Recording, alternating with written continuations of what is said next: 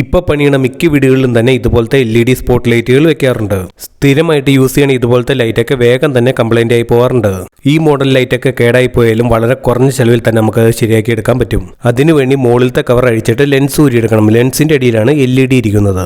ഈ spot light കറണ്ടിലേക്ക് connect ചെയ്ത ശേഷം അതിന്റെ LEDയിലേക്ക് പവർ സപ്ലൈ വേണ്ടതെന്ന് നമുക്ക് മൾട്ടിമീറ്റർ വെച്ച് ചെക്ക് ചെയ്ത് നോക്കാം. ഈ ലൈറ്റ് ചെക്ക് ചെയ്ത് നോക്കിയപ്പോൾ LEDയുടെ ഡ്രൈവറിന് പ്രശ്നമില്ലായിരുന്നു, LEDക്കായിരുന്നു പ്രശ്നം. അതുകൊണ്ട് തന്നെ നമുക്ക് LED മാത്രമായിട്ട് മാറി വെച്ചാൽ മതി. പുതിയ ഈ ടൈപ്പ് LED വാങ്ങാൻ 5 രൂപയ്ക്ക് ഷോപ്പിൽ റേറ്റ് ഉള്ളൂ. ഈ ടൈപ്പ് LED വാങ്ങാനാണെങ്കിലും ഇലക്ട്രോണിക് സാധനങ്ങളൊക്കെ സ്പെയർ കിട്ടുന്ന ഷോപ്പിൽ വാങ്ങാൻ കിട്ടും. ഇനി നമുക്ക് കംപ്ലൈന്റ് LED അഴിച്ചെടുക്കാം.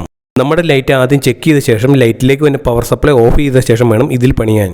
ഈ LED ഫിറ്റ് ചെയ്യുന്നത് ലൈറ്റിന്റെ ഉള്ളിൽ ചെറിയ ബോർഡ് പോലെയുണ്ട്, അതിലാണ് ഫിറ്റ് ചെയ്യുന്നത്. നമ്മൾ പുതിയതായിട്ട് LED വാങ്ങുമ്പോൾ അതിന്റെ കാലിൽ തന്നെ പോസിറ്റീവ് നെഗറ്റീവ് മാർക്ക് ചെയ്തിട്ടുണ്ട്. പുതിയ LED ബോർഡിലേക്ക് ഫിറ്റ് ചെയ്യുന്നതിന് മുമ്പായിട്ട് LEDയുടെ അടിയിൽ കുറച്ച് ഹീറ്റ് സിങ്ക് കോമ്പൗണ്ട് ഇട്ട ശേഷം വേണം ഫിറ്റ് ചെയ്യാൻ. ഈ ടൈപ്പ് സ്പോട്ട് ലൈറ്റിന് പിന്നെ വരുന്ന കംപ്ലൈന്റ് ആണ് LEDയുടെ ഡ്രൈവർ പോകുന്നത്. ഈ ലൈറ്റൊക്കെ ഫുൾ മെറ്റൽ ബോഡിയാണ് വന്നത്. അതുകൊണ്ട് തന്നെ റിപ്പയർ ചെയ്യുന്ന ടൈമിൽ പവർ സപ്ലൈ കൊടുത്തിട്ട് ഡയറക്റ്റ് നമ്മൾ അതിലേക്ക് പിടിക്കരുത്. ഒരു ടെസ്റ്റർ വെച്ച് നമ്മൾ ചെക്ക് ചെയ്ത ശേഷം മാത്രമാണ് പിടിക്കാവുള്ളൂ. ഇതാണ് ഞാൻ പുതിയതായിട്ട് വാങ്ങിയ LED ഡ്രൈവർ. ഞാൻ വാങ്ങിയ ടൈമിൽ 80 രൂപ ഏതാണ്ടായിരുന്നു റേറ്റ്. പല ഷോപ്പിലും പല റേറ്റ് ആയിരിക്കും. ഈ ഡ്രൈവർ ബോക്സിൽ നിന്ന് അഴിച്ചെടുത്ത ശേഷം നന്നായിട്ട് ഇൻസുലേഷൻ ചെയ്തിട്ട് വേണം അതിൻ്റെ ഉള്ളിലേക്ക് ഫിറ്റ് ചെയ്യാൻ. ഈ ഡ്രൈവർ നമ്മൾ ഫിറ്റ് ചെയ്യുമ്പോൾ LEDയിലേക്ക് പോണ പോസിറ്റീവ് നെഗറ്റീവ് മാറിപ്പോകാതെ മാത്രം ഫിറ്റ് ചെയ്താൽ മതി.